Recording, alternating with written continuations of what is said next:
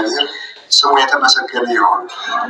በመካከላችን ተገኝቶ እንዲያስተምረን እንዲመክረን ቅዱስ ፈቃዱ ይሆንልን። እግዚአብሔር እንደፈቀደ ከኔ ጋር ጥቂት ጊዜ እንቆያለን። በኋላ የኔታ እኔ ያጎደልኩትን ሞልተው ያጠመምኩትን አቅንተው ሁላችንንም በአንድነት ያስተምሩናል ማለት ነው። እኔ ለተወሰነ ሰላም ጤና ይስጥልኝ ውድ ኦርቶዶክሳውያን፣ እንኳን ወደ ነብዩ ዳንኤል ኦርቶዶክስ ቲዩብ በሰላም መጣችሁ እያልኩኝ በዚህ ቻናል ላይ እንግዲህ የተለያዩ ኦርቶዶክስ መዝሙሮች ከተለያዩ አባቶች የተሰጡ ኦርቶዶክሳዊ ይዘት ተጀመረ። እዚያ ነው ሰምታችኋል። አዎ ይሄ ነው መጽሐፍ ቅዱስ የሚያስተምረን። ይሄንን ድህነት በማኅፀን የተጀመረ ከቃሉ ጋር ናችሁ። ከዚያ በኋላ ጌታችን መድኃኒታችን ኢየሱስ ክርስቶስ የከረመባቸው እግዚአብሔር ልጅ የሰው ልጅ ሆኖ መጣ። ጥምቀቱ አራተኛ እድሜው ወደ እኔ መምጣት የሚቻለው የለም። አሁንም እላችኋለሁ የሰውን ልጅ ስጋውን ካልበላችሁ ደሙን ካልጠጣችሁ የዘላለም ሕይወት የላችሁም አለ። እኔ ሕይወት ከሰማይ የወረደ የሕይወት እንጀራ ነኝ። አባቶቻችሁ በምድረ በዳ መና በሉ፣ ነገር ግን ሞቱ። እኔ ከምሰጠው ህብስት የሚበላ ከቶ አይራብም፣ እኔ ከምሰጠው የሚጠጣም ከቶም አይጠጣም። ይህ የምሰጠው መብልም ስጋዬ ነው መጠጡም ደሜ ነው አለ። በወልድ ያመነ የዘላለም ሕይወት አለው ብሎ ካህኑ ሲያነብ ክርስቶስ እየተናገረ እንደሆነ ስናስብ በዚህ ድነት እናገኛለን። አንዱ የመዳን ቀናችን ይሄ ነው። ስብከት ስንሰበክ ትምህርት ስንማር ራሱ ሰባኪ ስለሆነ እንዳትሉ፣ ስብከት እየተሰበከ እሑድ ቀን ጸበል መራኮት፣ ጸበል አምጣ ዲያቆን ጸበል አምጣ።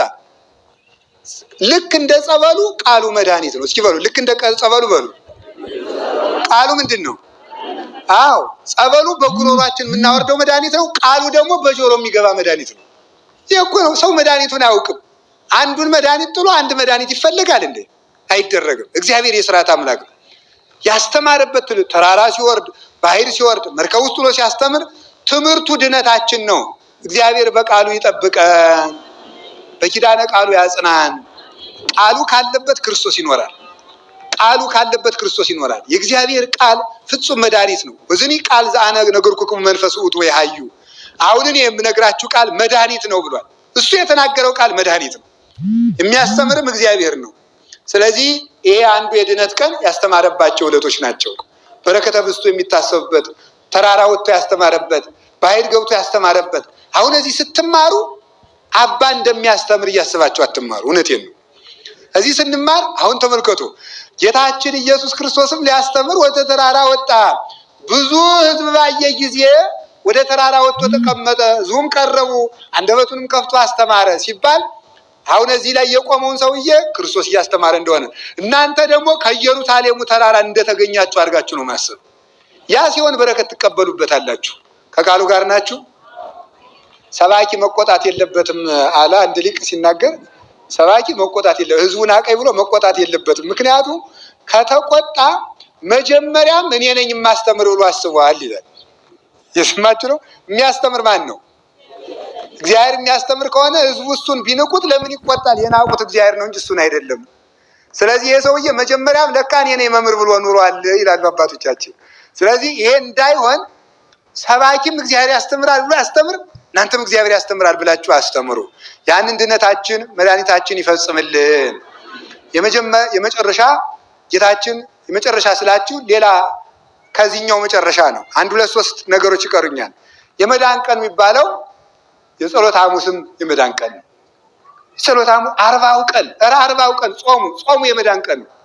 ለምን መሰላችሁ? ጌታ የጾመው ስንት ቀን ነው? 40 ብሎ ይጠይቀናል እንዴ አትበሉ። ለማሳተፍ እኮ ነው። ለማሳተፍ ነው እኮ። ስብከት የጋራ ነው ብለዋል የኔታ በቀደም። ስብከት የጋራ ነው። ስለዚህ እናንተም ተሳተፉ። በእናንተም እኮ ትምህርት ስቱደንት ሴንተር ይባላል አይደል? ተማሪ ተኮር ይባላል አይደለም? አለ የለም? ስለዚህ ተማሪ ተኮር ስለሆነ እናንተም ተሳተፉ። ጌታ የጾመ ስንት ቀን ነው በሉ እንጂ? 40 ቀን። በጣም ጥሩ። ለምን በሉ? አሁን ለምን በሉ እንጂ? በጣም ጥሩ ነው። 40 ሰው 4 የስጋ ባህሪ ያለው ስንት? 5ኛ የነፍስ አለው ስንት? 5። ተመልከቱ 40ን ለ5 ስታካፍሉ ስንት ይመጣል?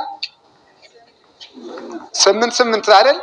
ስለዚህ ምንድነው በአምስቱ ባህሪያችን በድለን ስለነበረ 40 ቀን የጾመው ለአንድ ቀን 8 ቀን ለአንዱ ባህሪ 8 ቀን ለአንዱ ባህሪ 8 ቀን ካሳ እየካሰ ነው። 8 ቀን አካፍሎ ለበደል ነው በደል ካሳ ክሷል። ጾሙ ዝም ብሎ የተደረገ አይደለም ማለት ነው። አንድም ለአራቱ ባህሪ ያስተካፍሉት 10 ፍጹም ካሳ በአራቱ ባህሪያት በልተን ጠጥተን ለበደል ነው ፍጹም ካሳ ሲክስልን ነው። ስለዚህ ለአምስቱ ባህሪያችን አንድ ሳምንት አንድ ሱባኤ ነው። አንድ ሳምንት አንድ ሱባኤ ነው። አንዳንዱ ሱባኤ ለአንዳንድ ባህሪያችን ክሶልናል። ጾሙም የመዳን ቀን ነው። እስኪ ጾሙ የመዳን ቀን ነው በሉ። አሁን አብይ ጾም ስንጾም የምን ቀናችን ነው በሉ ተናገሩ።